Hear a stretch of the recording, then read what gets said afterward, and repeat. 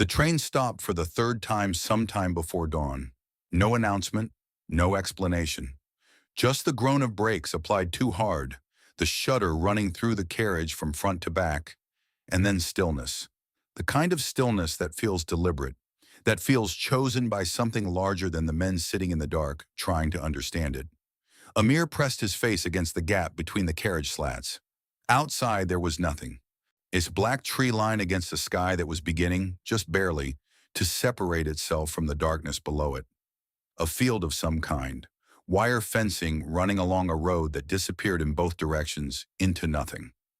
No station, no lights, no reason he could see for the train to have stopped here rather than anywhere else. From somewhere further up the carriages, a voice said something about partisans on the line. Another voice disagreed. A third offered bridge damage as an alternative. Nobody confirmed anything because nobody knew anything, and the not knowing had been the condition of their lives for long enough now that it had stopped feeling unusual. Kamal, sitting against the opposite wall with his knees drawn up and a stub of pencil resting on the back of a German supply form, did not look up. 11 days, he said, from Poland. Amir took his word for it. Kamal had been keeping the count since Krakow, marking each day in a column of short lines the way men in certain kinds of confinement have always marked time, turning duration into something that can be held in the hand, examined, verified. The pencil marks were precise. Kamal was always precise. It was the thing about him that Amir had first noticed in the camp and had come to depend on in the months since. This refusal to allow the facts to become approximate, even when approximate was all that the situation offered. 11 days. Fine. 11 days it was. Danny was asleep. This was, Amir had decided, either the most remarkable thing about the boy or the most alarming. He was 19 years old. He had been captured at Kerch after 3 weeks of service. 3 weeks in which he had presumably learned the basic mechanics of a rifle and not much else. And he had been in German captivity for 7 months before the officers came to the camp with their lists and their questions. And he had signed the form without reading it carefully because the alternative was visible in the faces of the men around him, and he had looked at those faces and decided that he would rather take his chances with the unknown than remain in the presence of something he understood too well. And now he slept on a German troop train, moving through the Polish night toward a destination that none of them had been told in any language they completely trusted, in with his head tilted back against the carriage wall and his mouth slightly open. The way children sleep when they have decided that the world is someone else's problem until morning. Amir watched him for a moment. Then he looked back through the slats at the darkness outside, and he thought about what Kamal had said about 11 days. And he thought about the particular mathematics of how a man arrives at a point in his life where he is sitting in a German troop transport heading east and thinking of this as an improvement. The camp in Poland had been designed, as far as Amir could determine, not to kill quickly, which would have required a decision, an intention, a commitment of resources, but to allow killing to happen on its own, through the ordinary mechanisms of neglect, hunger, cold, disease. When the particular cruelty of enforced idleness, which is not the absence of suffering, but its purest form, because it removes even the distraction of purpose. He had arrived there in the autumn of 1941 after Kharkov. He had been a junior lieutenant in the Red Army, which meant that he had been given responsibility without authority, information without context, and orders without explanation. A condition that prepared him, in retrospect, reasonably well for everything that followed. At Kharkov, he had led a platoon of 31 men through 4 days of fighting that he had not understood tactically and could not have explained strategically. And on the 5th day, the position had collapsed in a way that nobody on his level had seen coming, and he had found himself in a field with his hands above his head, watching a German soldier who could not have been older than Danny is now pointing a rifle at him with an expression of exhaustion rather than triumph. The camp was a field surrounded by wire. The winter came. The food, which had never been sufficient, became less sufficient. Men who had arrived with the solid build of farmers and laborers became, over weeks and then months, something different, something that happened to faces when the architecture beneath them became too visible, when the eyes went to a particular depth in their sockets, when the skin took on the color and texture of old paper. Oh, you could watch a man disappear across the span of 3 months. You could watch it happening to yourself. Kamal had been there since Sevastopol. Kamal never talked about Sevastopol. What he would say, when pressed, was that it had been a long siege and that he had been on the wrong side of it. And then he would say this with a brief movement of something across his face that was not quite a smile and not quite anything else, and he would return to whatever he was counting. When Amir had eventually stopped pressing, when the German officers arrived in early spring with their lists and their interpreter, a thin man in a civilian suit who spoke Russian with a Moscow accent and German with something else entirely, they asked for volunteers from the Caucasus, from Azerbaijan, from Georgia and Turkestan, and the various other places that the German military had determined, through some combination of intelligence and ideology, he produced men whose loyalties might be redirected. The interpreter read the offer.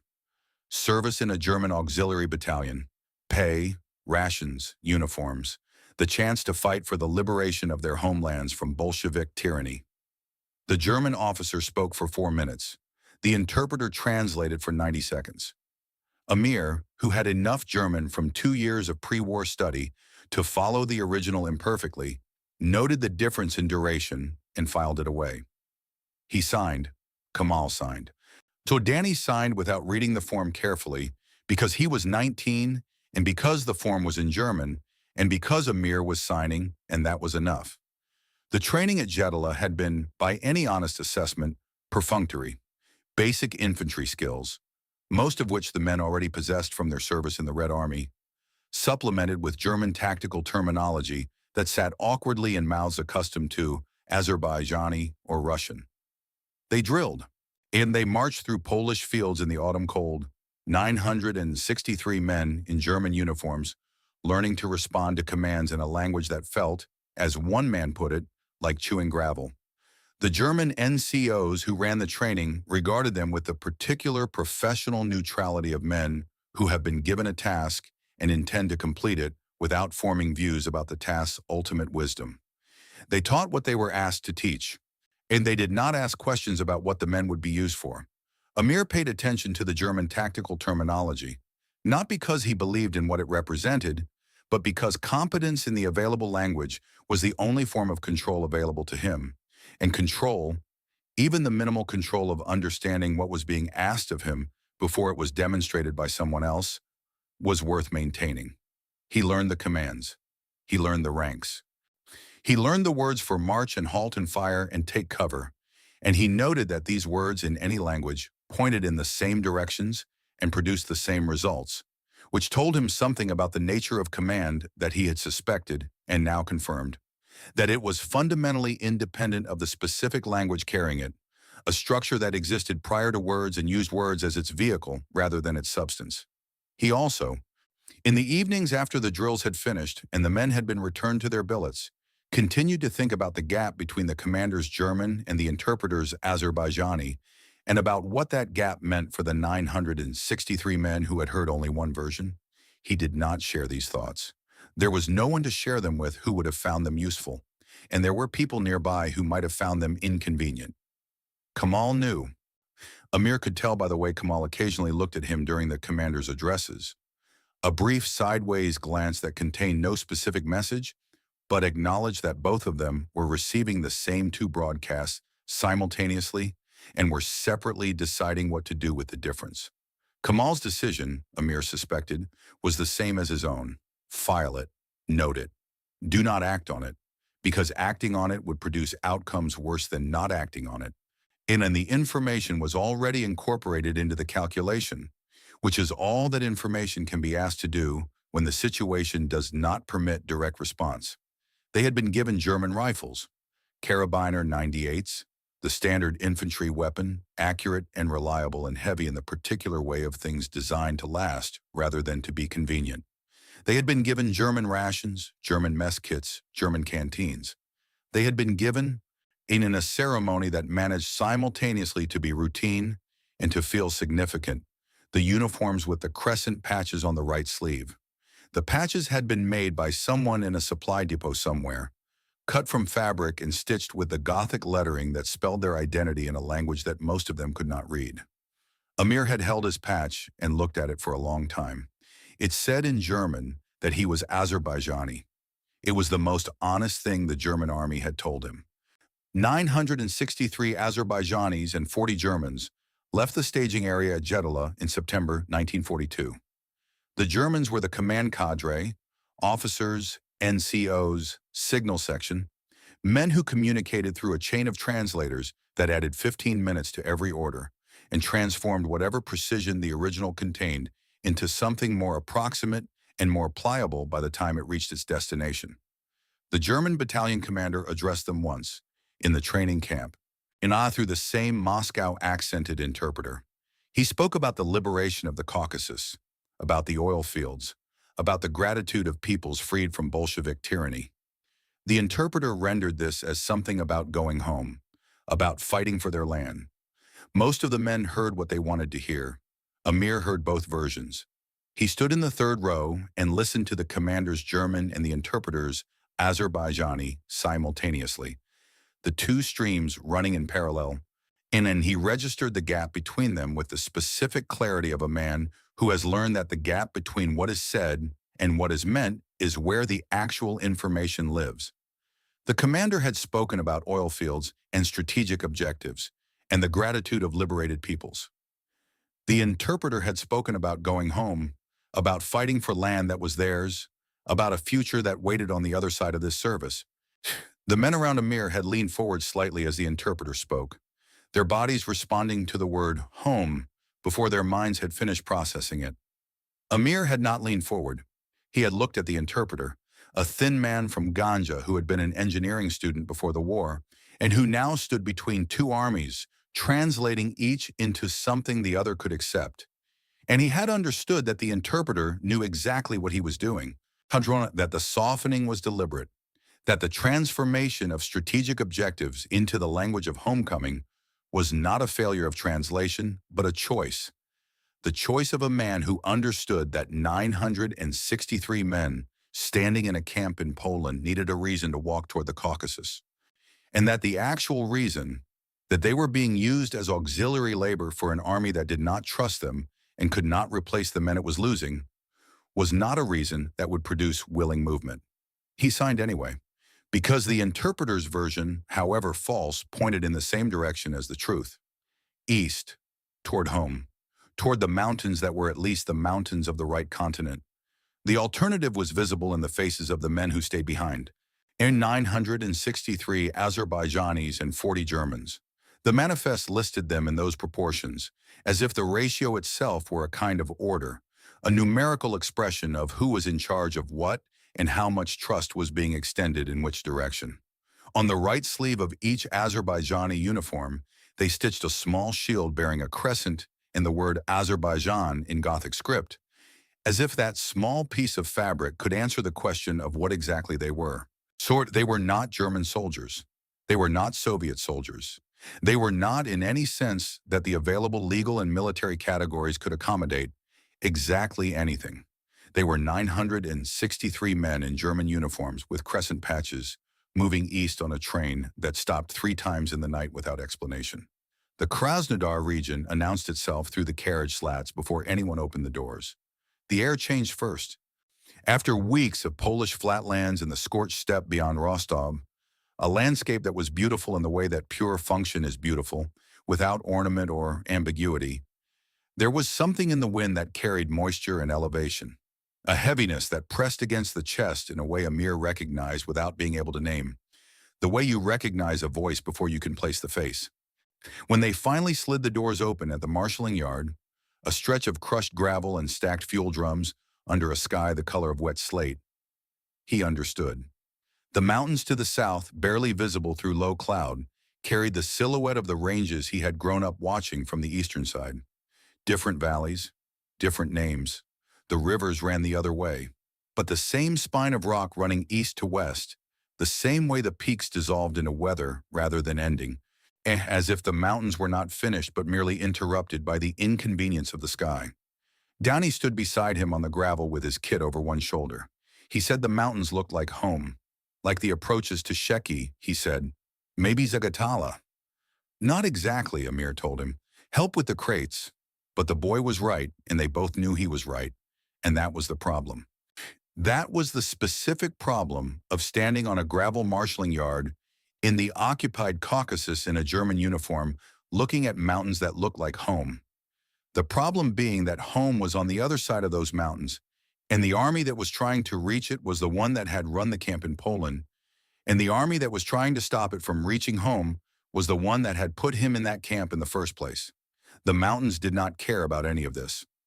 Kamal appeared beside them, made a note on his supply form, and observed that the weather looked like it was going to be a problem. He was, as usual, correct.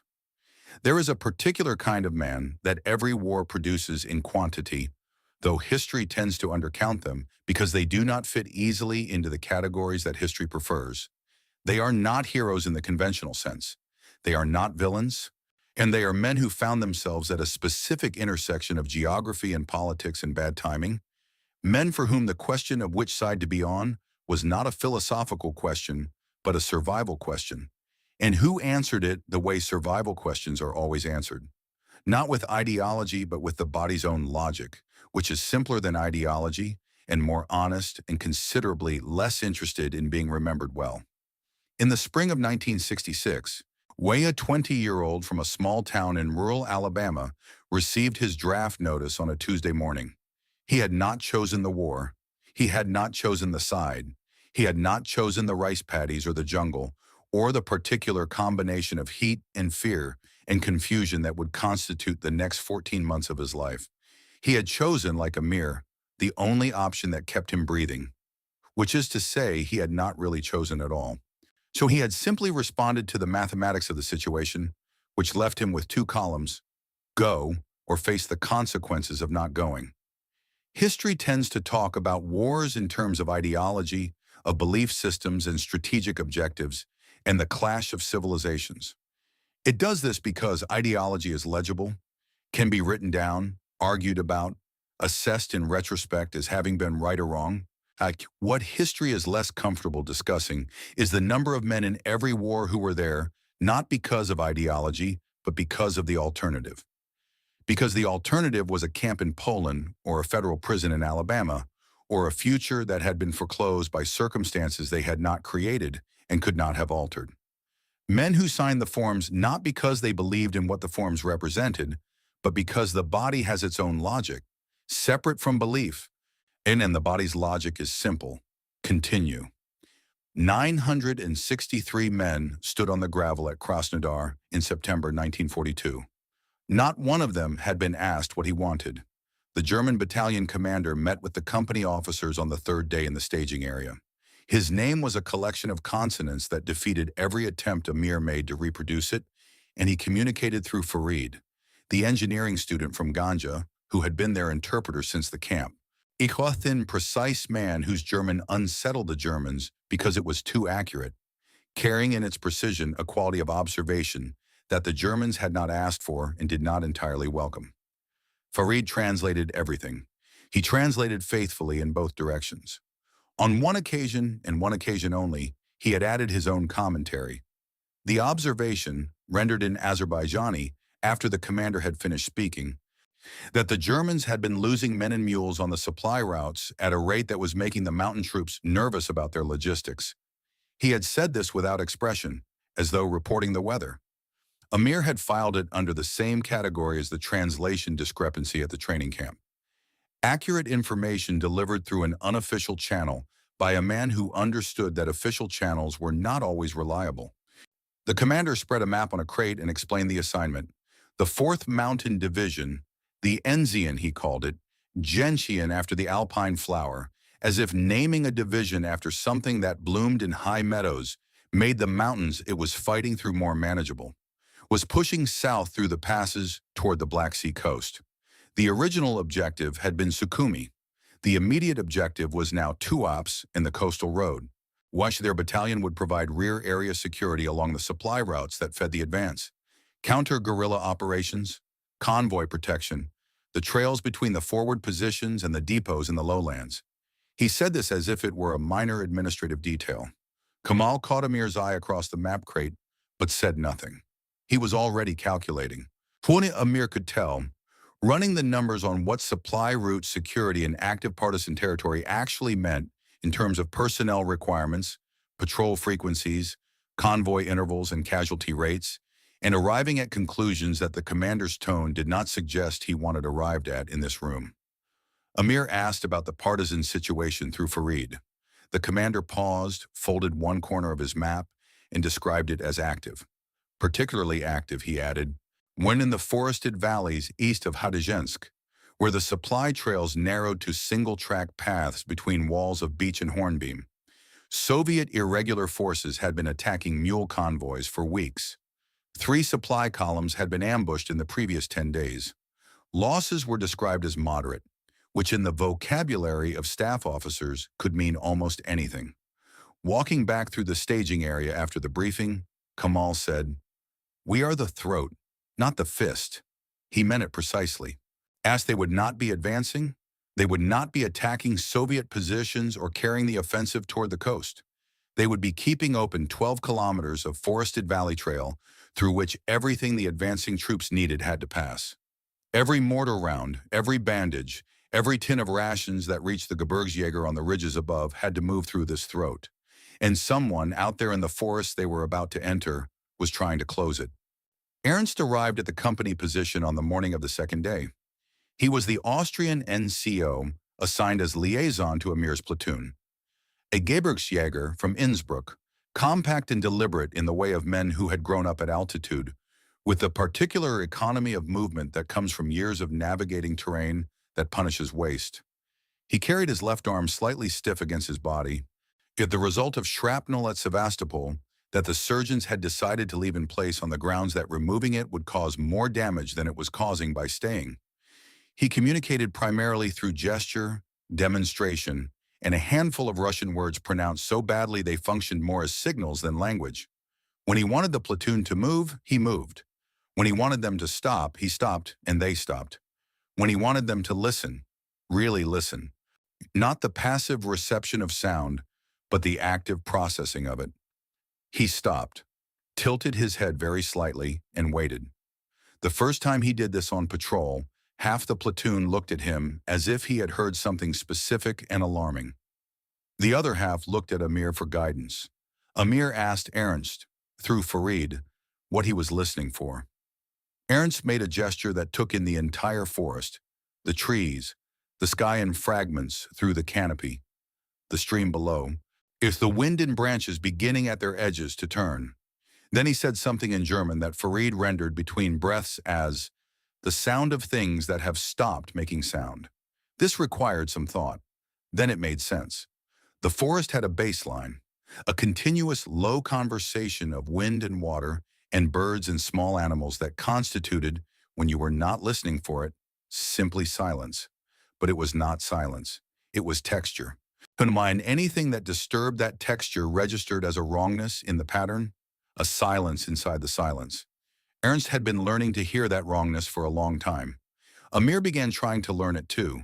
The first village they passed through was called something that did not translate cleanly into any language Farid could manage. A name that was more topographic description than designation, referring to a place where 2 streams met below a particular kind of ridge. It was 20 houses, maybe 25. Wooden construction, the roofs heavy with the anticipation of snow, the yards containing the practical combination of stacked wood and earthenware vessels and agricultural tools that characterize subsistence at altitude in any country at any point in history. The people who had remained were old men and women and children.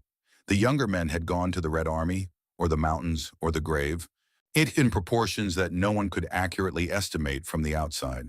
They watched the column pass with expressions that shifted depending on who was watching and what they were watching for. To Ernst, Amir suspected, they were potential partisans or at minimum sympathizers, which in the calculus of rear area security amounted to the same operational response. To Amir, they were something harder to define. Caucasian people. Not Azerbaijani exactly. The architecture of the faces was different. The language coming through the walls of the houses was not a language he recognized, but close enough in some quality of presence, some way of standing in a doorway and watching strangers pass, that it produced in him a confusion he had not expected and did not know what to do with. Danny was near the back of the column. Amir noticed as they were clearing the village that the boy had stopped. He was standing by the road looking at something. Amir moved back along the column to where he stood. An old woman was sitting on a low wall at the edge of her yard, shelling something into a clay bowl held in her lap. She was not looking at Danny. She was not looking at the column. She was working with the complete attention of someone for whom this task has been performed 10,000 times and requires no portion of consciousness beyond the hands. And she was humming. The melody was not one Amir knew. It was not Azerbaijani. It was not Russian. It was something older than either of those categories, something that had been in these mountains before the names that divided them had been established, moving through the woman's throat without apparent effort, the way water moves through familiar ground. Danny was completely still. Amir watched his face. The boy's expression was not sentimentality. He was not on the edge of tears. Nothing so legible as that. Why, it was something more like recognition. The recognition you feel when something reminds you not of a specific memory, but of the shape of memory, the feeling of what it is to have a place you belong to. His grandmother, Amir would later understand, had sung something with the same shape, not the same notes, not the same words, but the same movement through the same emotional territory, the way two rivers running through different countries can still be recognizably rivers. Ernst had stopped too. He was standing 3 feet from Danny, his stiff arm held against his side, looking at the woman with an expression that was not tactical, not the assessment of a potential threat, just listening. An Austrian from Innsbruck and an Azerbaijani from Sheki, and a former Red Army officer from Baku, standing on a mountain road in a country none of them had come to willingly, listening to an old woman hum a melody that none of them had heard before and all of them somehow recognized. And then a mule somewhere ahead complained about its load, and the column lurched forward, and Amir said quietly to Danny, "Move." The boy moved. The woman kept humming. The column passed through the village and out the other side, and the forest closed behind it, the way forests do when they have absorbed something and return to themselves, as if the intrusion had never occurred. Kamal, who had seen none of this from his position at the front of the column, was waiting at the tree line with his supply form and his pencil. He noted the time and the distance covered and the condition of the trail ahead, which he described as manageable but deteriorating. He did not ask what had taken the rear of the column so long to clear the village. Amir did not explain. That evening, in the tented position on the eastern edge of the staging area, Amir sat with Kamal and tried to write the first patrol report. The pencil felt strange in his hands. Not because his hands were shaking, they were not, or not much, but because the act of writing, of converting what had happened into the official language of incident reports and route assessments, required a kind of translation that left too much behind. You could write column passed through village, no contact, population observed, one brief halt. You could not write, an old woman was humming, and we all stopped and something happened that I do not have a category for. See, Kamal produced a tin of German field rations.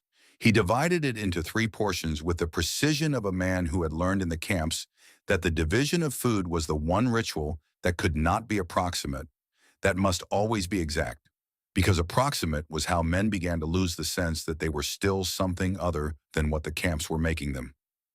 They ate in silence. Outside the tent, air of the mountains to the south were black against a sky that held the last thin band of light along the western ridge.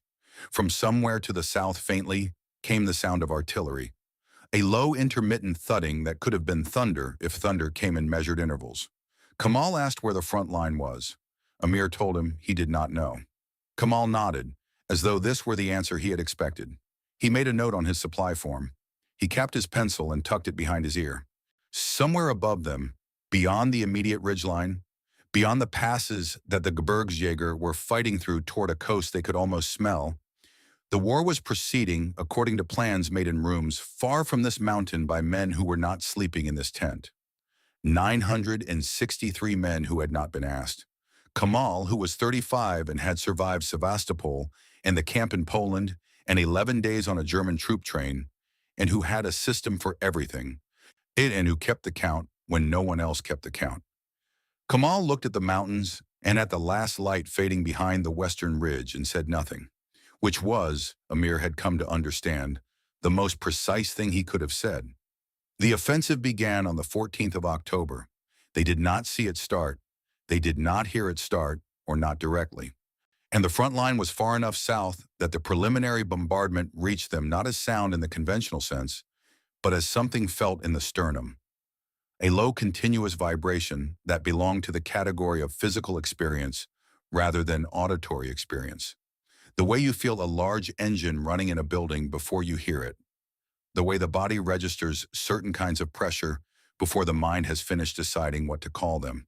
So Amir was standing at the edge of the relay point when it began, looking south at the ridgeline above which the Gebirgsjäger were fighting their way through passes named after rivers and saints toward a coastline they could almost smell. The vibration came up through the soles of his boots and into his legs, and he stood there for a moment, simply receiving it. The way you receive news that you have been expecting long enough that its arrival produces not surprise, but a kind of grim confirmation. So it starts, he thought. Then Kamal appeared beside him with his supply form and told him that the convoy schedule had been revised. The new intervals were 3 to 4 hours. The previous intervals had been 8 to 10. Amir looked at him. Kamal looked at the mountains. "We are going to be very busy," Kamal said. On the supply route they guarded was 12 kilometers of forested valley trail, running south from a depot outside Hadizinsk to a relay point where the mountain troops maintained a small garrison. It climbed steadily from the lowland orchards and cornfields north of the town through increasingly dense beech and hornbeam forest, crossed 4 stream beds of varying width and reliability, passed through 2 sections where the trail narrowed to single file between rock faces, and emerged finally at the relay point on a small plateau where the tree line gave way to open ground, and you could see, on clear days, the ridges above which the fighting was happening. It was, as a piece of terrain, unremarkable. It was also, as Kamal had correctly identified on the first day, the throat. Every mortar round, every bandage, every tin of rations, and of every replacement barrel for a machine gun that had overheated and warped after sustained firing, all of it had to pass through these 12 kilometers of forested trail, carried either on the backs of mules or, when the mules could not manage the grade, on the backs of men. And every meter of that trail was Amir's responsibility, divided between 4 platoons of roughly equal strength, or each attached to a German NCO who spoke no Turkic language and communicated through whatever combination of gesture and broken Russian and sheer force of professional example he could manage. Ernst had been in these mountains since August, which made him, by the standards of this particular campaign, a veteran of the terrain if not of the specific situation. He had developed the habit of stopping at irregular intervals during patrol to listen, his head cocked at a slight angle, like the stiff left arm held against his body, eyes moving through the canopy overhead, with the particular quality of attention that Amir had begun to recognize as something beyond training. Something closer to instinct or to the learned approximation of instinct that long experience in dangerous places produces in men who are still alive precisely because they have learned it. Amir had been practicing. He was not yet as good at it as Ernst. He was getting better. Both the first ambush came on the 4th day of the offensive. His platoon was escorting a mule train, 6 animals, 4 muleteers, a load of ammunition and medical supplies, along the southern section of the trail. The weather had been building for 2 days, a low-pressure system moving in from the northwest that had turned the sky. The uniform gray of old pewter and reduced visibility in the forest to 30 meters in most places and less in others. The air smelled of rain that had not yet arrived, of wet bark and mineral earth, and the particular organic density of a forest preparing to absorb water. They were in the narrow section. Amir had noted this with the part of his brain that cataloged risks without acting on them, because avoiding the narrow section meant a detour of 4 kilometers along a ridgeline that added 3 hours to the transit and was in its own way equally exposed. The narrow section was a passage perhaps 15 meters long, where the trail squeezed between a rock face on the left and a steep drop on the right. forcing the column into single file with no room to move laterally in either direction. It was, from the perspective of anyone wishing to stop a column, the obvious place. He thought about this. He did not stop. The first burst came from above and to the left. What happens in the body when shooting starts is not what the mind, in its peacetime deliberations, imagines it will be. There is no moment of heroic assessment, no tactical calculation, no conscious decision to take cover. What there is the body acting before the mind has finished receiving the information. A sudden compression of the self downward and inward. A going to ground that happens with the automatic totality of a reflex, and then the mud receiving you, cold and immediate and absolute. And then the sound still coming, and the mind catching up to what the body already knows. Amir was in the mud before he had consciously decided to be there. Around him, the men were doing the same. Some dropped their loads, some pressed into the rock face on the left side of the trail. Some simply stopped where they stood, frozen in the particular paralysis of men being shot at for the first time since the circumstances of their captivity had turned them back into soldiers. The mules stood motionless in the peculiar, frozen stance of animals that have learned, through some combination of training and terror, that noise means stillness rather than flight. Kamal was ahead of him. He heard Kamal before he saw him. A sustained bark, not words exactly, but the sound of a sergeant imposing order on chaos through sheer force of professional will. The kind of sound that bypasses language entirely and operates directly on the part of the brain that responds to command. Gilmer, the forward section, was moving before Amir had fully registered the direction of fire. They scrambled up the slope toward the tree line, firing as they went at targets they could not identify, but whose approximate position they had calculated from sound. The partisans were invisible. The muzzle flashes came from deep within the canopy, brief orange blooms that appeared and vanished without human form attached to them, so that the firing seemed to come from the forest itself rather than from people in the forest, which in a sense was the point. It lasted 4 minutes, possibly less. Time under fire does what it always does.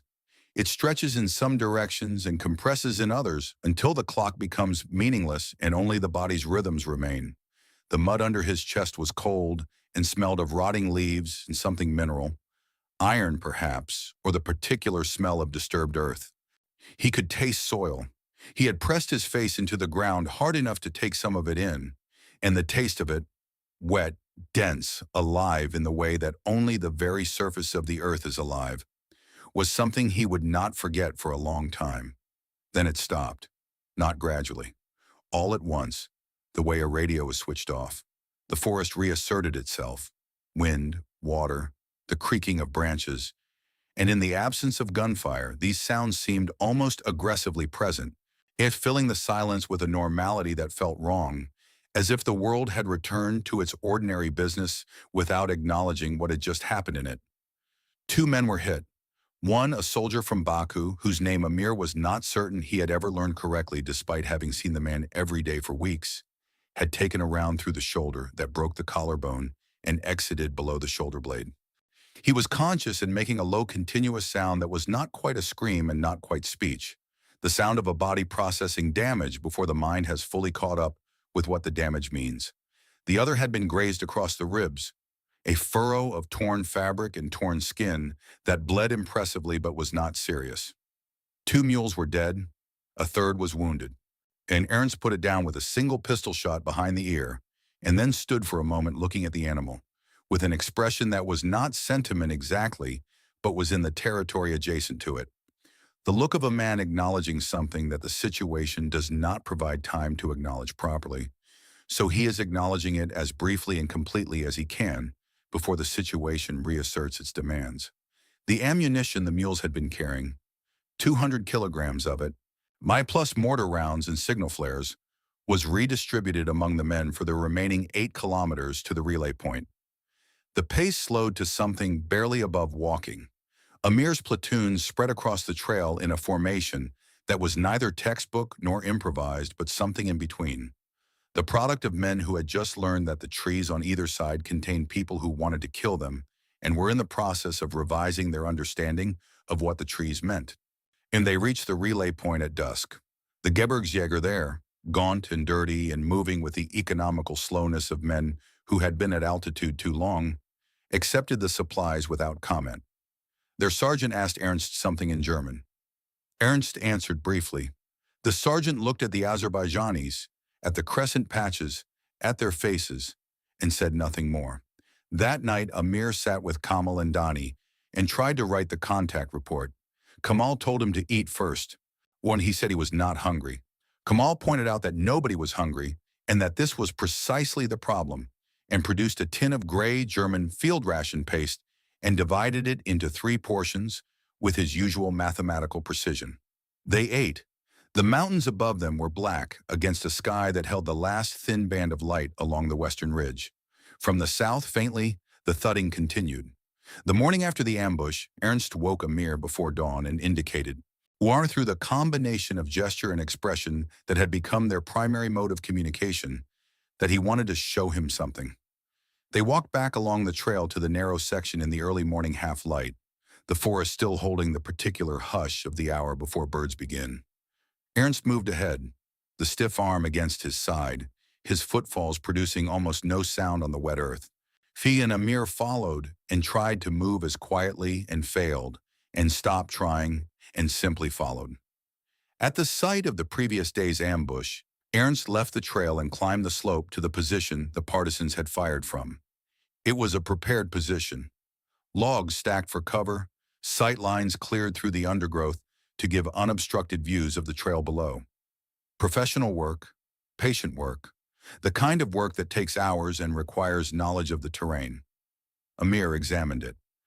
Then Ernst crouched beside the earth behind the log stack and pointed.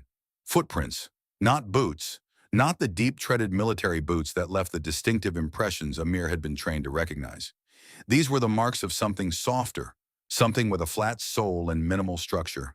Work shoes, perhaps, or sandals reinforced for mountain terrain. The people who had fired on them from this position were not soldiers. They were farmers, villagers. The same people who had watched the column pass through the valley with expressions that shifted depending on who was watching. The old men and women and children whose men had gone to the Red Army, or the mountains, or the grave. Amir stood in the prepared position and looked down at the section of trail where his men had been in the mud 24 hours earlier, and he understood what he was looking at and what it meant. He did not write any of this in the patrol report. Sorting Ernst did not ask why. He had been a Red Army officer. He had been trained to produce accurate reports, to render what happened into language that command could act on. He had done this for weeks. He would continue to do it. But there are things that accurate language cannot hold without breaking. The sandal print in the mud above a trail where his men had been lying with their faces in the earth, the knowledge of what that print meant about who was in these forests and why, and the further knowledge that writing this accurately would produce a response that he did not want to be responsible for producing. Some gaps between what happens and what gets written are not failures of record keeping. They are decisions. He had made his. They walked back to the relay point in silence, the forest around them beginning its morning conversation of wind and water and birds. And Amir thought about the woman humming in the village and about Dani's face when he had heard the melody, and about the fact that the people trying to kill them were not enemies in any ideological sense he had been trained to process, but simply people who lived here and did not want what was happening to happen, which was, he supposed, something he understood from the inside out. He thought about this for a long time. He did not arrive at a conclusion.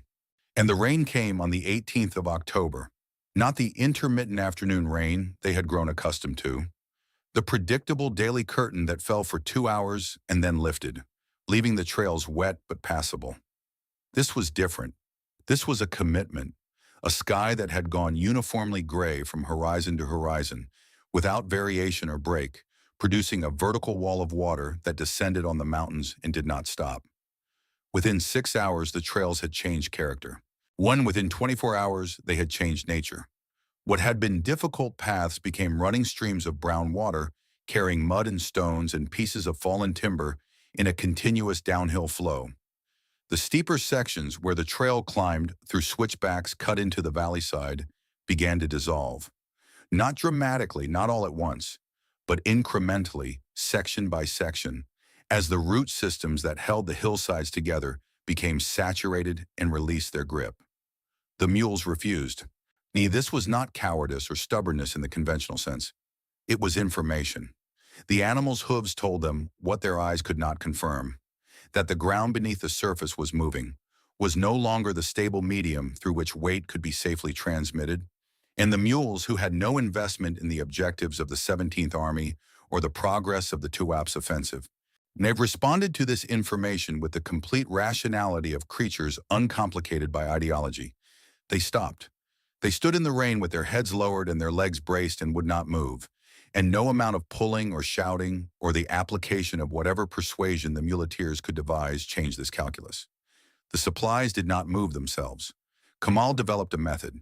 He divided the men into relay teams, 8 men per section, under each section responsible for moving a fixed quantity of material over a fixed distance before handing it to the next team. This reduced the total distance any one man had to walk and allowed for rest periods in which men could collapse in whatever sheltered spot the trail offered. Under overhanging rocks, in the gaps between tree roots, once in what appeared to be the entrance to a fox's den, whose original occupant had made a sensible decision about company. Amir's platoon carried supplies for 16 hours on the 19th. 16 hours of walking uphill and sliding downhill, of sinking into mud that gripped the boots and released them with a sucking sound that became the rhythm of the day, of rain so constant and so thorough that the concept of being wet lost all meaning, because there was nothing left to compare it to. Dry was a memory. Dry was a word from a different season, a different country, and a version of the world that had existed before the sky decided to end it. The rest periods lasted 10 minutes, then Kamal's whistle, then movement again. Ernst walked alongside the column during these days, his stiff arm held against his body, his face carrying the expression of a man doing a continuous calculation whose result he does not like. At one point he stopped Amir on the trail and said something in German that Farid, who happened to be carrying a 20-kilogram crate on his back at the time, rendered breathlessly as, "The lieutenant says this is not going to work." Amir asked him what specifically was not going to work. Ernst made the gesture, the one that took in the trail, the rain, the mountains, the general condition of human endeavor in this latitude at this time of year, in this war. Amir told him to keep walking. Ernst kept walking. On the 22nd of October, Tarlan died. The day had begun with a section of trail giving way. Not the entire trail, but a section of perhaps 15 meters where the slope above had been saturated beyond what the root systems could hold, and the hillside had simply let go, sliding across the path in a mass of mud and stones and fallen trunks that buried the trail to a depth of more than a meter. The column stopped. The mules stood.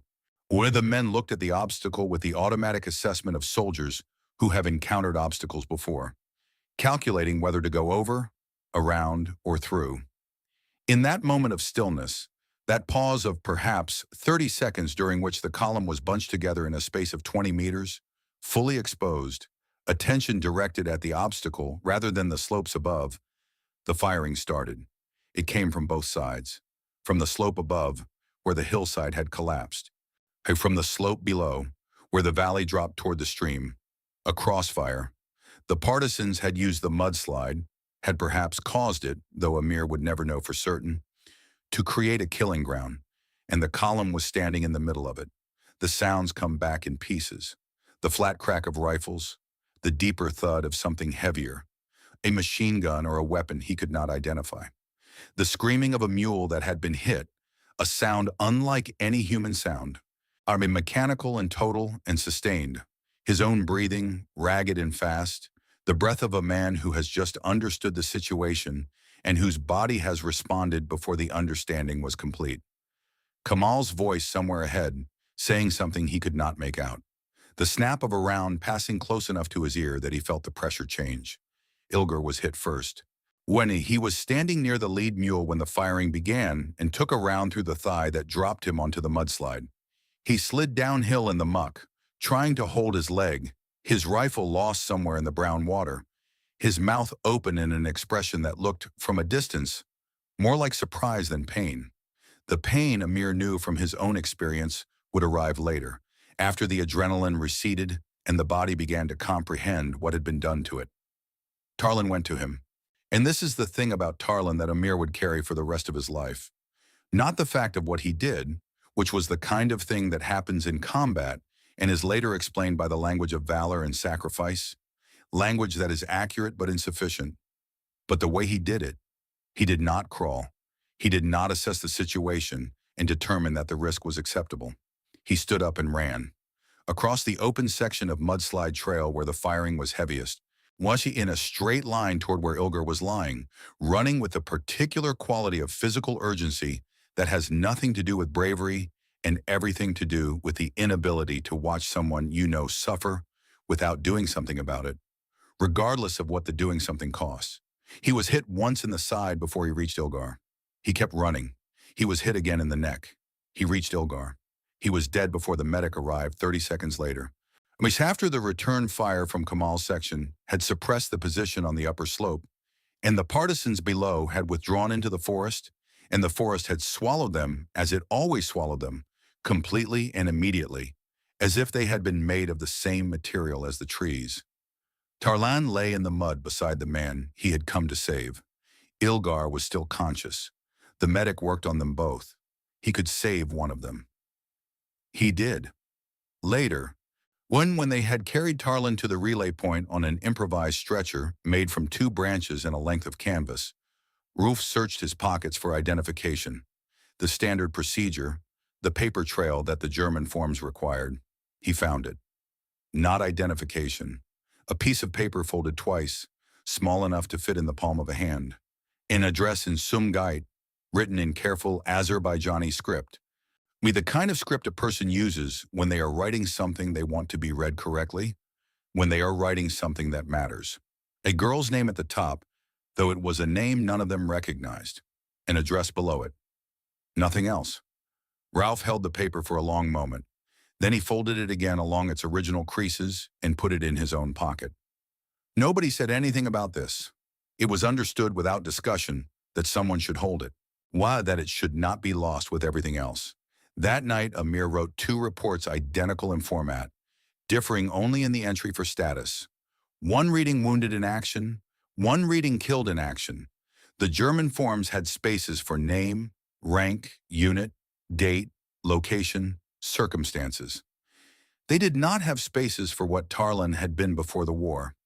A carpenter's apprentice from Sumgait, 20 years old, who kept a folded address in his pocket and had died in the mud of a Caucasus forest, reaching for something that had nothing to do with the 17th Army's objectives and everything to do with the particular quality of being human that survives, sometimes even in conditions designed to eliminate it. He filled in the forms and gave them to Ernst for the battalion records. Ernst accepted them without comment. His jaw was tight in a way that Amir had not seen before. In November of 1969, at a place called My Lai in Vietnam, American soldiers killed civilians in a village. The investigation that followed would last years and produce a literature of moral complexity that the United States is still in various ways working through. But what the investigation and the literature both circled around without ever fully resolving was a simpler question. The same question that the footprints in the prepared position above Amir's trail had posed, that the sandal marks rather than military boots had made unavoidable. What do you do when the enemy is not the enemy? When the people shooting at the convoy are the same people you passed in the village with the humming woman, the same people whose children Danny kept giving portions of his rations to despite being told to stop, the same people whose faces carry a quality of recognition that suggests they have been here before, in a different uniform, during a different war, and have learned that the best position is simply to wait for the current wave to pass? There is no answer to this question that satisfies. There is only the choice that gets made, and the report that gets written, and the gap between them, which is where the actual history lives. Amir did not write what Ernst had shown him in the prepared position. He did not write about the sandal prints. He wrote, "Partisans fired from prepared position on eastern slope." He wrote, "Column returned fire." He wrote, "2 casualties, 2 mules, 160 kilograms of ammunition recovered." He did not write, "The people trying to kill us live in the valley below us, and probably have grandmothers who hum." The report went into the battalion records. The gap stayed where it was. The prisoner was brought in on the 25th. A man of approximately 50 years, weathered in the way of men who have worked outdoors in mountain terrain for most of their lives. His hands carrying the specific callousing of agricultural labor, his clothing civilian, not the remnants of a uniform, not the equipment of a soldier, but the ordinary work clothes of a man who had been doing something practical when circumstances intervened. He had been found near a trail junction. He had not been armed, which either meant he was not a partisan or meant he was a partisan who had disposed of his weapon before capture. And in the operational reality of rear area security, these two possibilities were treated as functionally equivalent. He was brought to the relay point under guard, and Farid was summoned to translate. Farid looked at the man and spoke to him in Russian. The man said nothing. Farid tried Georgian phrases he had picked up from a classmate in Ganja. Nothing. Kamal, who had grown up in Mingachevir, near the border regions, where trade had historically required a functional vocabulary in several languages, watched this process for a moment and then said something, a few words in what Amir recognized as Lezgian, or something close to it, a language that ran along the mountain borders in ways that official maps did not always capture. The man looked at Kamal. He spoke. Kamal listened. His expression did not change. But something in the quality of his stillness changed. The stillness of a man receiving information rather than waiting for it. He listened until the man finished, and then he translated slowly, choosing his words. The man had said, "Why are you on the wrong side?" Not as an accusation, not as a political statement, as a genuine question expressed with the directness of a man who has decided that, having nothing left to lose, he might as well ask what he actually wants to know. The question sat in the air of the relay point. No one answered it. Not because there was no answer. There were several answers, all of them true, none of them sufficient. Because the circumstances of the camp in Poland were a true answer. Because the mathematics of survival were a true answer. Because Amir had been a Red Army officer, and Kamal had fought at Sevastopol, and Donnie had been 19 and scared, and had signed a form in a language he did not fully read. And all of these were true answers. But none of them answered the question the man had actually asked, which was not about circumstances, but about something more fundamental. About the relationship between what a man does and what a man is, about whether the uniform determines the side or the other way around. The man was transferred to German headquarters later that day. They never learned what happened to him after that. Amir thought about the question for the rest of that day, and for many days afterward, carrying it along the trail the way you carry something that has no place to be set down. He had answers. All of them were true. None of them were sufficient. The man had not asked why he was wearing a German uniform. He had asked something harder than that, whether the uniform and what it represented and what it required of him was something he had chosen or something that had happened to him. And Amir, who had spent 11 days on a troop train and 3 months in the mud of the Caucasus, arriving at this moment, did not know how to answer a question whose answer would require him to know, with certainty, where exactly the line ran between surviving and becoming. Kamal wrote nothing on his supply form that evening. Rauf asked what the prisoner had said. Kamal told him. Rauf was quiet for a long moment and then said that his grandfather had asked himself the same question in 1918 and had never come to a satisfactory answer. Nobody found this particularly surprising. The nights in the forest had their own texture, distinct from any darkness Amir had experienced before. The valleys of the Caucasus at night in October were not merely dark. They were inhabited by darkness, a darkness that had mass and presence. That pressed against the face like something physical. In Baku, where he had studied before the war, there was always some ambient light, the glow of the refineries, the lights of the harbor, the reflected illumination of a city that never fully slept. Even in the camp in Poland, there had been the distant lights of the guard towers, malevolent but present. Here there was nothing. The forest absorbed light the way it absorbed sound, completely and without return. And the men adapted in the ways that men adapt to things they cannot change. They developed routines, small rituals of the predictable within the unpredictable.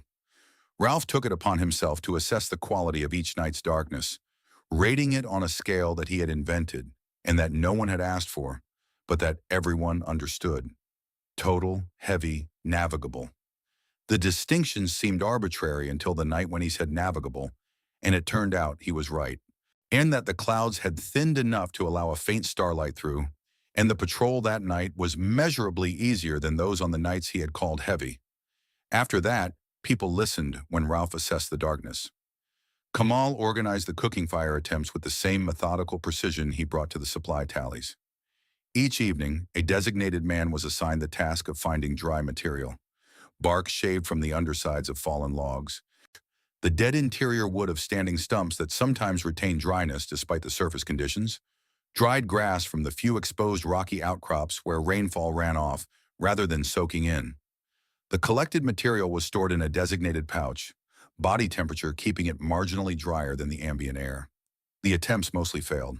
When they succeeded, even partially, when a small flame held for long enough to heat a mess tin to something above the temperature of the rain, the event was received by the men around it with a quality of attention that had nothing to do with the practical value of slightly warmed food and everything to do with the human need for fire, which is older than any of the reasons people have given for it. Donnie, on the nights when a fire was achieved, would sit closest to it. He was, of all of them, was the one for whom the cold was most physiologically damaging. The trench foot was worsening, his feet generating their own cold from the inside, the dying flesh a refrigerant rather than a heat source. And he sat close to whatever fire existed and held his hands near it without speaking, and his face in the firelight had an expression of such uncomplicated gratitude that it was sometimes difficult to look at. He was 19. He had signed a form in a language he did not fully read. When he was sitting in a foxhole in the Caucasus with ruined feet, and when there was a small fire, he sat next to it and was grateful for the light. Amir watched him. He watched all of them. It was part of what the command role required, the maintenance of a continuous awareness of the condition of the men, an ongoing assessment of who was approaching the limit and who had reserve, who needed to be pulled back and who could be pushed. But with Donnie, the watching had an additional quality, something that was not strictly professional, that belonged to the category of things that the forms and reports did not capture. He was watching to see what 19 looked like when it had been asked to carry more than 19 can reasonably carry. He was watching to see if the boy would bend or break, and which of those outcomes was worse in the specific circumstances, and whether he had made the right decision in letting him stay. Danny did not break. He bent continuously in the direction of the pain and the cold and the hunger and the grinding daily repetition of a situation that offered no improvement and no end. He bent in the direction of all of it, and he kept bending, and he did not break. And every evening when the watch rotations were assigned, he was present for his, standing in the position Amir had designated, eyes forward, weapon ready, his ruined feet bearing his weight without complaint in his presence, and with whatever complaint they required in his absence. Who replaces me? It was not a question anymore by November. It had become something else, a statement of fact, a description of the situation, a reason that had been offered once and accepted and did not need to be repeated because it was still true, and they both knew it was still true. And the truth of it was the reason Amir did not say the things he wanted to say, on which were, you need a hospital, you need rest, you need dry socks and warm food, and someone to tell you that what you are doing here is not what your life was supposed to be, that the form you signed without reading was not a contract, that 19 years old is not old enough to be owed this. He did not say these things. He assigned the watches. He patrolled his section. He wrote the reports. By the first week of November, Danny could no longer walk properly. And the trench foot had progressed past the stage where it could be managed through will and the substitution of rags for socks. The medic, a former medical student from Lankaran, who had been performing, with 2 years of interrupted coursework and a German field kit of limited contents, the work of a trained physician, had told Amir 10 days earlier that the boy needed to be evacuated to the aid station in the lowlands. Amir had told Danny. Danny had said, "Who replaces me?" The answer was nobody. The battalion that had arrived with 963 men was operating with fewer than 700 effective. The sick list grew daily. The mechanism for replacement did not exist, or if it existed in some document in some headquarters in Krasnodar, it had not translated into actual men arriving to replace the ones the mountains and the rain and the partisans and the dysentery were taking. Amir had let him stay, was he would carry this decision for a long time. Not because it was wrong necessarily. Danny was right that there was no replacement, and an undermanned platoon on a contested supply route had a calculus of its own. But because of the particular quality of the moment when he had looked at the boy's face and seen in it the expression of someone offering themselves, not out of heroism, but out of the same inability to leave that had made Tarlan run across the mudslide toward Ilgar. The inability to accept that you are the one who gets to step back while others absorb what needs to be absorbed. He had looked at Danny's face and recognized what was in it because it was something he had felt himself, and he had made the calculation and let him stay. Danny walked on his ruined feet. An awe in his face when he walked was a study in controlled blankness, the expression of a man managing pain by refusing to allow it the dignity of acknowledgement. And he stood his watches and he patrolled his section, and he gave portions of his rations to children in villages they passed through quietly when he thought Amir was not watching. Amir was always watching. He never said anything about it again. Kamal stood at the relay point on the afternoon of October 30th and counted the casualty evacuations coming down from Simashko. He stood to the side of the path, supply form in hand, pencil moving in its precise columns. 4 stretchers, 2 walking wounded. One man who was not wounded at all, but who had stopped speaking 3 days ago and was being led between 2 orderlies with the blank cooperation of someone who has agreed to be present physically while being absent in every other sense. The Gebirgsjäger carrying the stretchers were gray with exhaustion and weather, moving with the particular erosion of men who have been at altitude under fire, without adequate food or rest or shelter, for longer than the human organism was designed to sustain. And they did not look at the Azerbaijanis as they passed. They did not look at much of anything. They looked at the path ahead, and they walked, and they delivered what they were carrying, and then they turned around and went back up.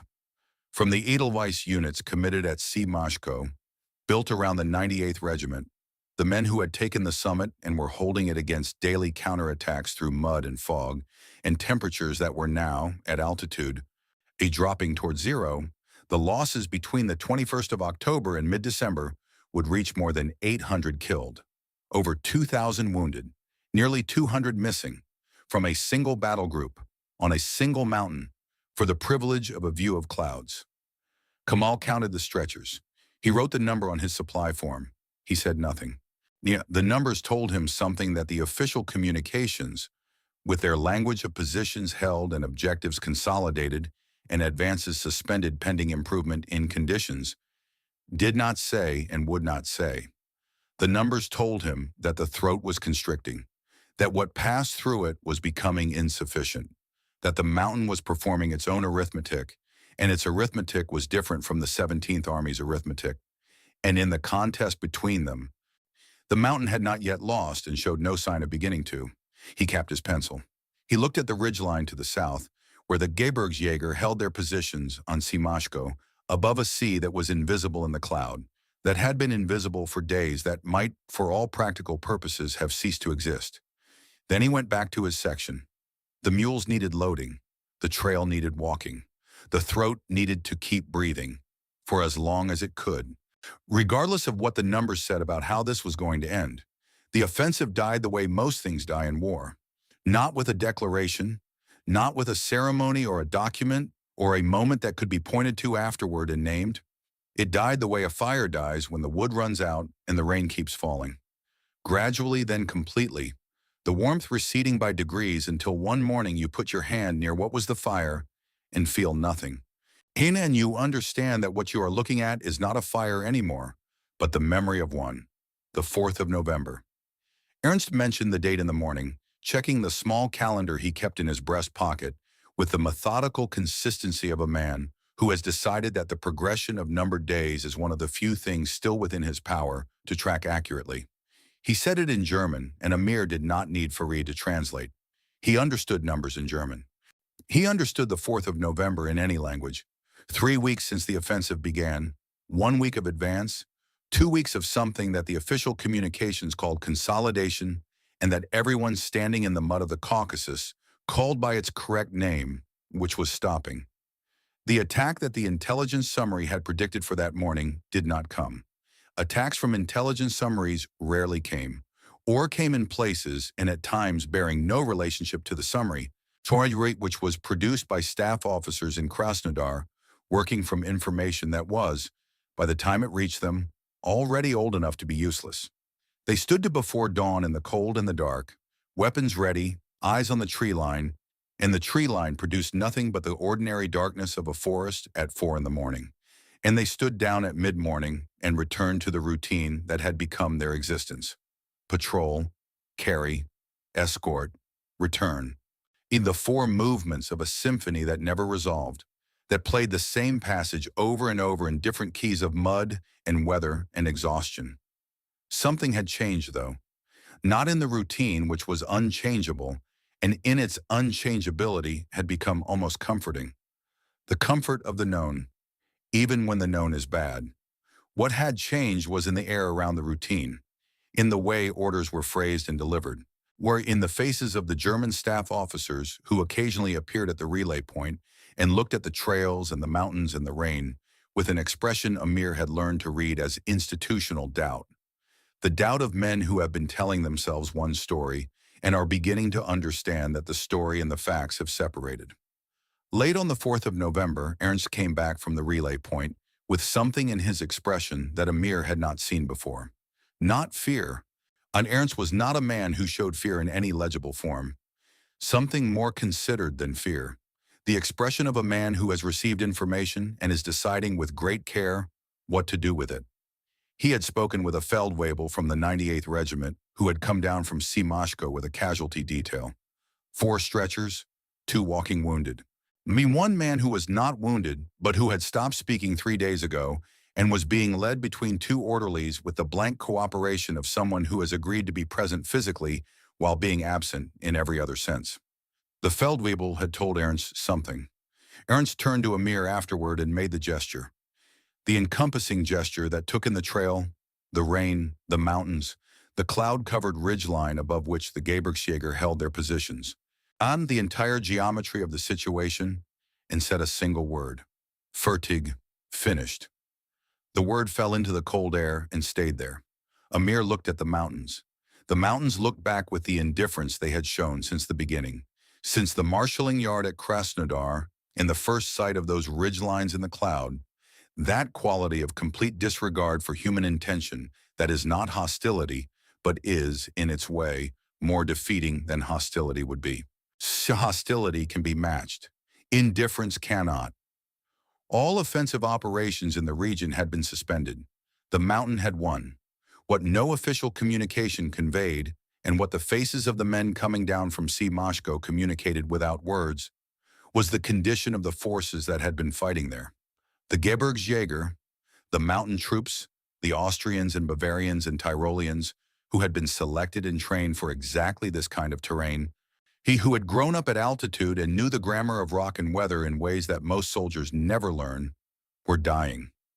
Not only from Soviet fire, though that was constant and effective, and the counterattacks came daily, the 383rd and 353rd Rifle Divisions pushing from the south with the particular tenacity of men defending the approaches to their own coast. They were dying from the mountain itself. Exposure, disease, the cumulative erasure of bodies that had been at altitude, in weather, under fire, without adequate food or shelter or rest, for weeks beyond what the organism was designed to sustain. Half of them, by the division doctor's report that filtered down through the usual distortions of the command chain, were suffering from gastrointestinal illness. The water sources were contaminated. The latrines, where latrines existed, were flooded, and the men were drinking from streams that carried whatever the rain washed down from the positions above, which included, in some cases, the decomposition products of the dead. They had not had warm food either. The fires that Amir's platoon could not light in the valley could not be lit on the mountain. The Soviet positions were close enough, in some places fewer than 200 meters, that any flame visible at night drew immediate fire. The men ate cold. They slept in rain. They fought in mud. and the mountain which they had taken at such cost gave them in return only the view, when the clouds permitted, in of a sea they could not reach. The men on Mashko knew what the supplies meant.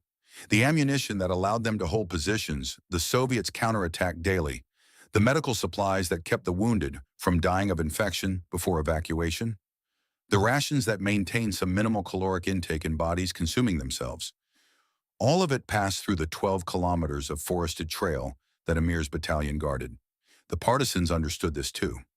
With the offensive stalled, with the front line static and the Gebirgsjäger dug in on the ridges they held, the irregular forces in the forest below had more freedom of movement and used it. The attacks on convoys continued through November with a regularity that suggested coordination, as if someone on the other side of the ridge was communicating the supply schedule. Perhaps someone was. Amir did not write this in his reports either. And the sick list was the most honest document produced during that period. It did not use the language of objectives and consolidation. It did not speak of positions held or advances pending improvement in conditions. It simply listed names and diagnoses and the dates on which men had ceased to be effective, and the names accumulated with a consistency that was more eloquent than any operational summary. Dysentery came first. And the same illness that was destroying the Gebirgsjäger on Mashko came down the mountain in the water and found them on the trails. Then respiratory infections, inevitable in men who were wet and cold and sleeping in the open, whose immune systems had been compromised by the camps and by months of inadequate nutrition before they ever arrived in the Caucasus. Then feet. The feet were worst. Trench foot. The medic used the German term, and Farid translated it uncertainly, as if the condition were so specific to this particular combination of cold and wet in duration that it resisted clean transfer into Azerbaijani. The flesh of the foot, constantly saturated in cold, begins to die. The skin goes white, then gray.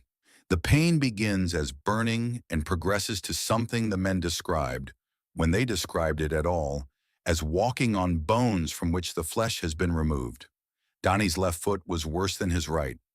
He showed Amir one evening in the dugout, a hole scraped from the hillside and roofed with branches that leaked in a dozen places, producing a steady interior drip that was somehow worse than simply being outside in the rain because it had the quality of betrayal, shelter that was not shelter, protection that protected against nothing. Danny unwrapped the rags he had substituted for socks that had disintegrated weeks ago, and the skin of his soles was white and wrinkled and wrong. The skin of a man who had been in water too long, which in every sense he had. He could not feel his toes.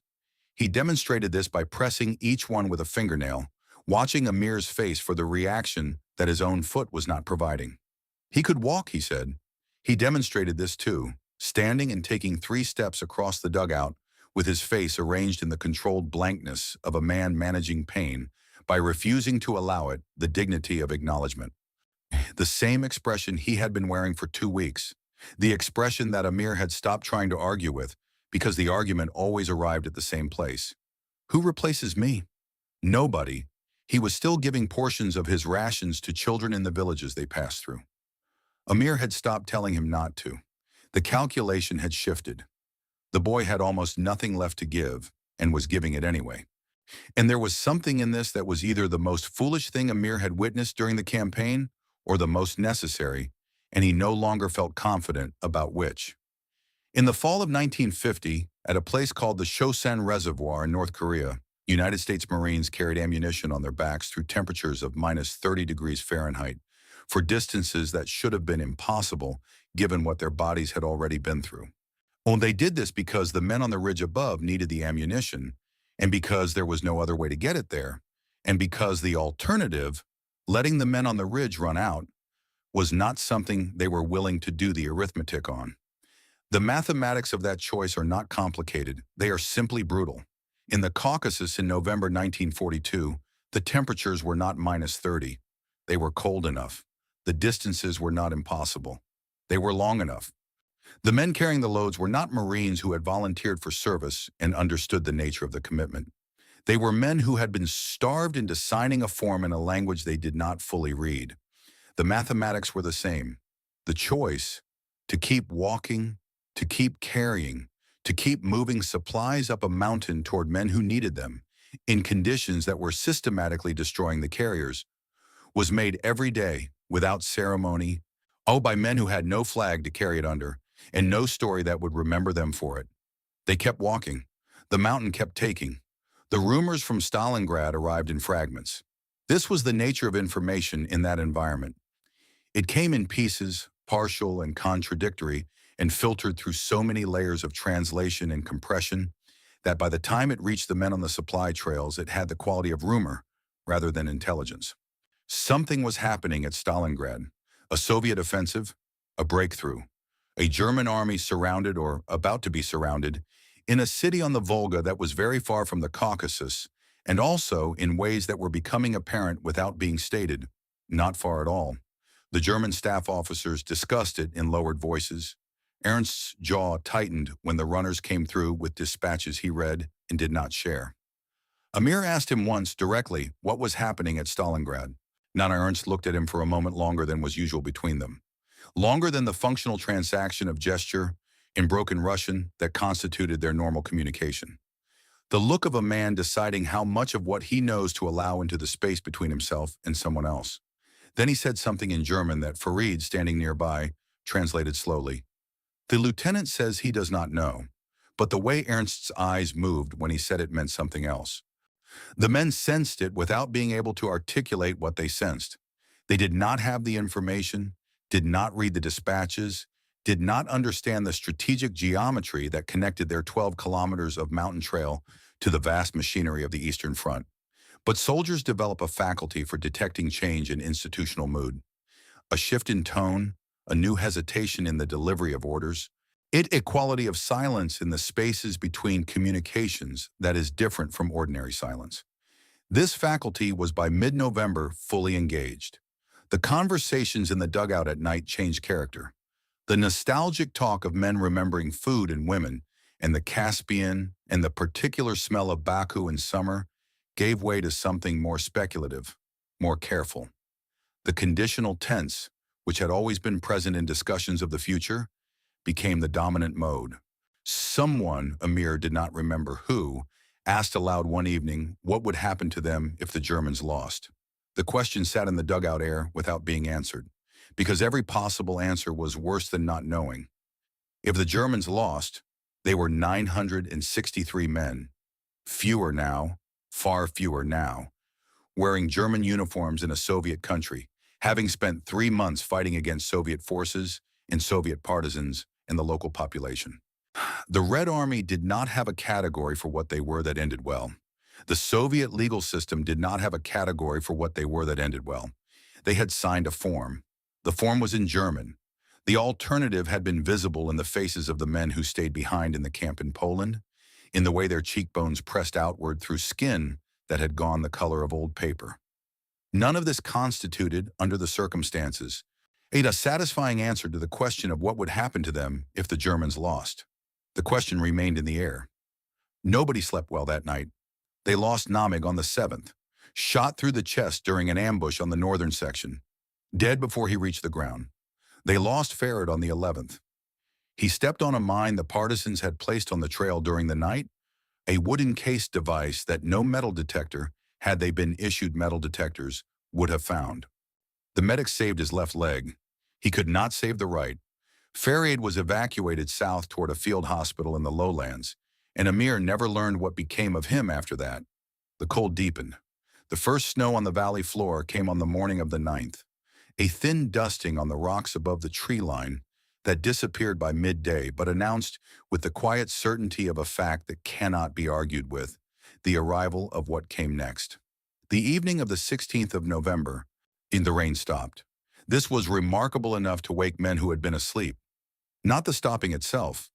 Rain stopped periodically, but the quality of what replaced it. Not the damp stillness of a pause between downpours, the sky merely gathering itself for the next effort, but something different, a genuine clearing.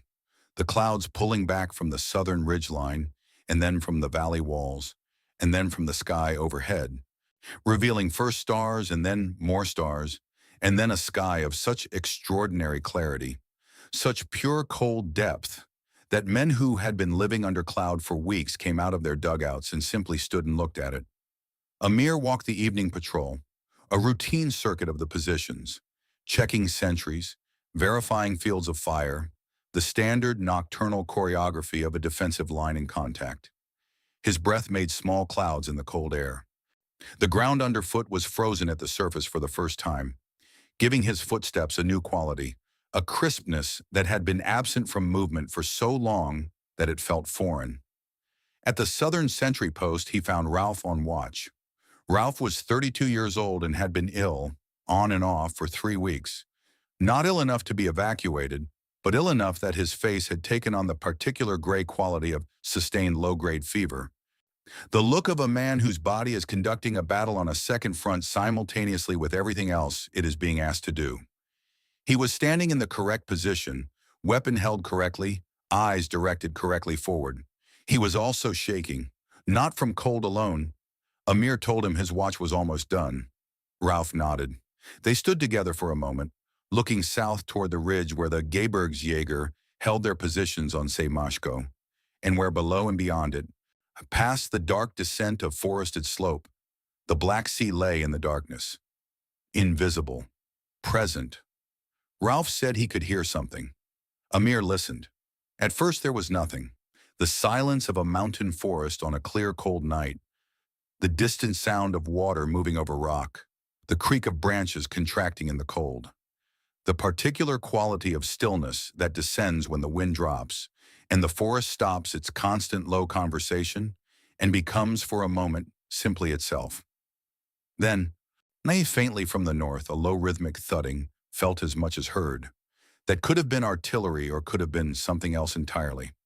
It came and went with the movement of air, present for a few seconds, then gone, then present again, like a signal being transmitted at the edge of reception. Amir told Ralph it was probably nothing. Ralph agreed it was probably nothing. They both knew it was not nothing. The positions became static. The Gebirgsjäger dug in on the ridges they held, Semashko and the surrounding heights. The Soviets dug in on the ridges they held.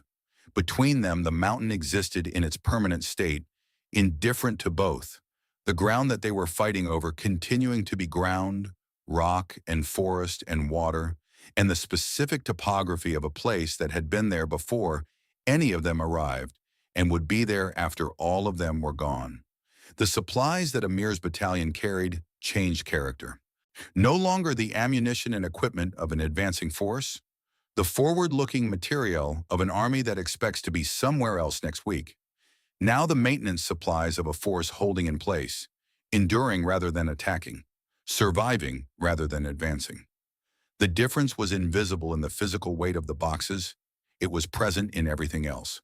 On the night of the 16th, after the patrol, after standing with Ralph at the southern post and listening to the nothing that might have been something, Amir found Ernst sitting outside the main dugout. This was unusual.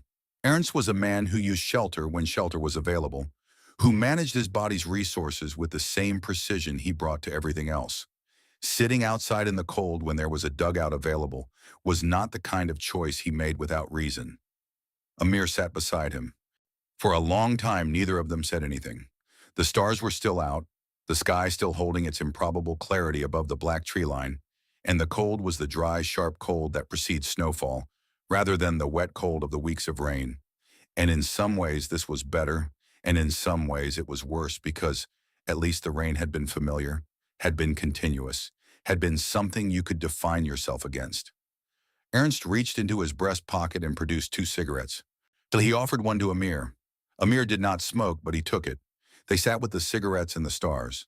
Then Ernst began to speak. He spoke for longer than he had spoken at any point in the 3 months they had been operating together. His German was unhurried and precise, and Amir understood perhaps a third of it directly and waited for Farid, who had appeared with the instinct for being present when language was needed that was his most valuable quality, to render the rest. If Farid translated slowly, sitting on his heels nearby, his voice low.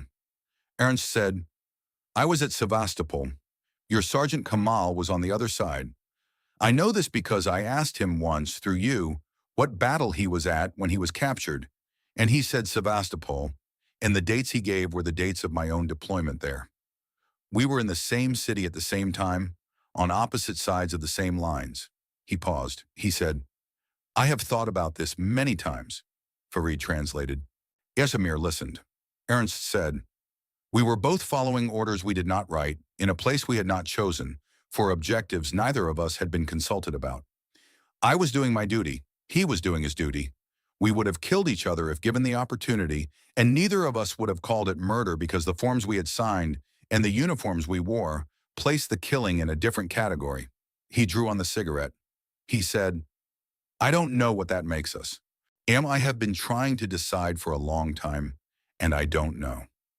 There was a long silence. Amir thought about Sevastopol, which he had never seen. He thought about Kamal counting stretchers at the relay point with his precise columns and his stub of pencil, maintaining the numerical record of something that resisted being reduced to numbers, but that numbers were the only honest language for. He thought about Tarlan running across the mudslide and about the piece of paper with the Sumgait address that Ralph still kept folded in his pocket. He thought about the woman humming in the village and about Danny's face when he heard it. He did not answer Ernst's question. There was no answer that was not also a different question. But he sat with the question, and Ernst sat with it. And the stars turned slowly overhead. When on somewhere beyond the ridgeline and the forests and the mud and the invisible sea, the war continued without them and without conclusion. What happened after is a matter of record, though the record is incomplete in the ways that records involving men who lost are always incomplete.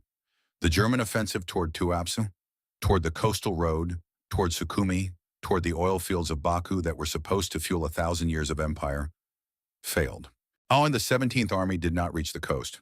The 4th Mountain Division held Mashko through the winter and then withdrew in the following year as the overall German position in the Caucasus deteriorated, as the disaster at Stalingrad unwound the strategic logic that had sent them there, as the arithmetic that Kamal had been tracking with his pencil on a supply form since Poland finally resolved in the only direction it had always been going to resolve. The Azerbaijani battalion was withdrawn from the supply routes in December. The men who had carried the supplies and walked the trails and lost their friends in the mud of the forested valleys were transported north and then west, following the receding tide of an army that was no longer advancing and had begun the long process of understanding what retreat meant at that scale in that war. 963 men had left Jadula. Fewer than 700 left the Caucasus. The count of what happened to the survivors after the war is less precise, for reasons that have to do with which side's record survived and whose story was considered worth preserving. Some were captured by Soviet forces as the German position in the east collapsed. They were processed under Article 58 of the Soviet Criminal Code. The article that covered treason, broadly defined, it defined broadly enough to include having signed a form in a camp in Poland because the alternative was visible in the faces of the men around you. The sentences ranged from execution to 25 years in the labor camps of the Gulag system, which was itself a kind of arithmetic. The arithmetic of what the state does with men who survive something they were not supposed to survive. So some escaped westward and spent the remaining decades of their lives in displaced persons camps in Germany or Austria, living under different names, building small, careful lives in the gap between what they had been and what they were allowed to become, never entirely sure which of the two versions of themselves was the true one. A few returned to Azerbaijan, quietly, when the political climate allowed. They did not talk about what they had done. They planted gardens. They worked. And they got old. The men who had been young in the forests of the Caucasus became, over decades, old men sitting in doorways in the way that the old men in those forested villages had sat, watching something pass, having already watched too many things pass. Having arrived at the place where watching is the only appropriate response because you have learned, at sufficient cost, that intervention changes the thing passing, but does not stop the passing. Ralph kept the folded paper with the address in Sumgait. He kept it for 41 years.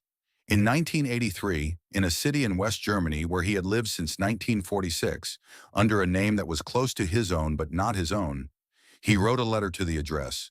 He did not know if anyone still lived there. He did not know if the building was still standing.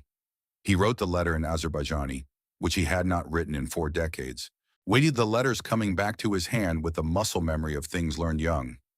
He said that he had known a man named Tarlin who had kept this address in his pocket. He said that Tarlin had died in the Caucasus in October 1942. He said that Tarlin had run towards someone who needed help, and that this was the last thing he had done, and that Ralph had thought someone should know this. He did not know if the letter arrived. He did not receive a reply. He had not expected one. He folded the paper one more time, though it was already folded as small as it would go. He put it in the drawer of the small desk in his small apartment in the small city in West Germany, where he had lived for 37 years under a name that was almost his own. Then he made tea. He drank it standing at the window, looking at the street below, where children were riding bicycles in the late afternoon light.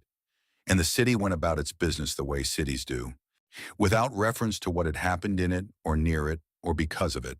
The old man's question, the farmer, the prisoner, the man with the agricultural calluses on his hands who had looked at 963 Azerbaijanis in German uniforms and asked the only honest question available. That question did not go away with him when the Germans took him to headquarters. It stayed in the relay point. It stayed in the mud of the trails. It stayed in the careful columns of Kemal's supply form, and in the folded paper in Ralph's pocket, and in the specific quality of silence that settled over the men in the dugout at night when they had stopped talking and had not yet fallen asleep. Why are you on the wrong side? Perhaps the truest answer, the one that none of them said because none of them had the language for it yet, was this. We were never on a side. We were simply men, trying to remain men. We in conditions designed to make that impossible. What the official German records show, for those who know where to look, is a battalion that performed its assigned function. Rear area security along the supply routes of the 4th Mountain Division, with adequate proficiency given its training, equipment, and the conditions in which it operated. The records show casualties. They show convoy escort statistics, ambush contact reports, partisan activity assessments. They show the kind of information that staff officers require in order to believe they understand what is happening in the places they are responsible for but cannot see. What the records do not show is Kemal's supply form, the one he had been filling since Krakow, the pencil marks recording the days and the numbers, the lists of what was available and what was needed, and the growing gap between the two. That form, if it still exists somewhere, Reichhorn would be a more complete record of what happened in those valleys than anything in the official archive. It would show the arithmetic of the throat, how much moved, how little arrived, how many men carried how many kilograms over how many kilometers in how many hours of how much rain. It would show in Kemal's precise columns the process by which 963 men became 700 effective became fewer, into the subtraction worked by altitude and weather and disease, and the patience of people who had been living in these forests longer than the German army had been planning to use them. Kemal survived the war.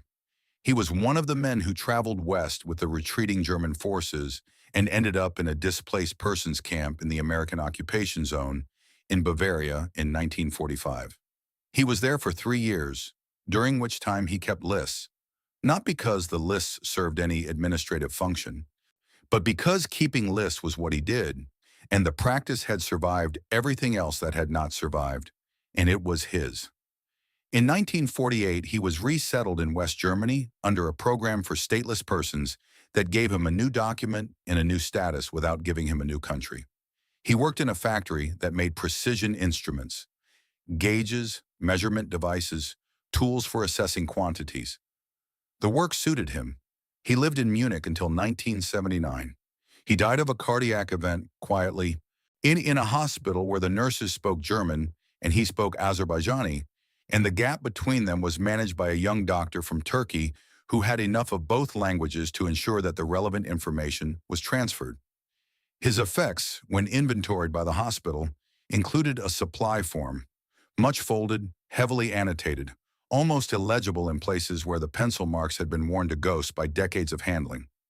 The hospital staff, not knowing what to do with it, filed it with the unclaimed personal effects documentation. It is presumably still there. Downey did not survive. He was evacuated from the Caucasus in December 1942, when the battalion was withdrawn, his feet sufficiently damaged by the trench foot to require treatment that the field medic could not provide. He was sent to a military hospital in Rostov, where the administrative category of his situation, Azerbaijani auxiliary, German uniform, Soviet territory, an uncertain future, proved too complex for the existing bureaucratic categories to manage quickly. He was still in the hospital when Rostov fell to Soviet forces in February 1943. What the Soviet army did with a 19-year-old Azerbaijani in a German uniform in a hospital in Rostov in February 1943 is not recorded in any document that has been located. He would have been 20 years old. Amir's fate is the least documented of any of them, which may be because he was the most careful, or because the records of his particular path through the post-war dispersal were destroyed, or because someone decided they should not be kept. What is known from a single reference in a post-war Soviet investigation into the Azerbaijani Legion is that a man matching his description, former Red Army lieutenant, captured at Kharkov, served with the battalion in the Caucasus, was interviewed by Soviet intelligence officers in Berlin in May 1945. The interviewing officer's report notes that the subject was cooperative and provided detailed information about the battalion's operations. It notes that the subject spoke German with unusual fluency for someone of his background. It does not note what happened to the subject after the interview concluded. The investigation file ends there, as files sometimes do when the relevant decisions have been made and the documentation of those decisions is considered unnecessary. And Ernst returned to Innsbruck. He had been there before the war, working in his family's hardware business, climbing on weekends in the mountains around the city, living the ordinary life of a man whose country had not yet decided to make extraordinary demands of him. After the war, he returned to the hardware business and the mountains. His left arm retained its stiffness until he died in 1971. He never spoke publicly about the Caucasus or about the battalion he had been attached to. His son, Hatur, who was 8 years old when Ernst returned from the war, and who grew up watching his father move through the world with the particular economy of a man conserving something, asked him once only, about the war. Ernst looked at him for a long moment and then said that it had been cold and that the mountains had been beautiful and that he had known men he would not have expected to know. His son understood that this was the complete answer and that there would be no further elaboration. And he accepted it, because some answers are complete even when they are not full. Every war produces men like these, men who fought not for a flag, not for an ideology they had chosen, not for a nation that claimed them. Men who fought because the alternative was a slow death in a field in Poland, or a rice paddy in Vietnam, or a desert in Iraq, or any of the other places where the machinery of history has produced the same arithmetic and asked the same men to solve it with their bodies. Or history has a word for soldiers who lose. It calls them collaborators. It calls them casualties. It calls them, most efficiently of all, nothing. It simply does not call them, does not write them into the accounts of what happened and why it mattered, leaves them in the gap between the records of the victors and the records of the defeated, where the men who were on neither side and both sides simultaneously tend to accumulate. But the men who were there know a different word. They call it survival. And they have spent their lives being not entirely sure whether that is something to be proud of, or something to carry quietly, or something that exists in a category that the available language has not yet found a name for. The mountains above Tuapse still stand. The beech and hornbeam forests still cover the valleys where the supply trails ran. The streams still cross the paths at the same points. The narrow sections where a column could be forced into single file are still narrow. In spring, the gentian flowers bloom on the southern slopes, the same alpine flower that gave the 4th Mountain Division its name, indifferent to the naming, flowering because flowering is what it does. The mountains did not notice the war. They have not noticed the peace. They continue.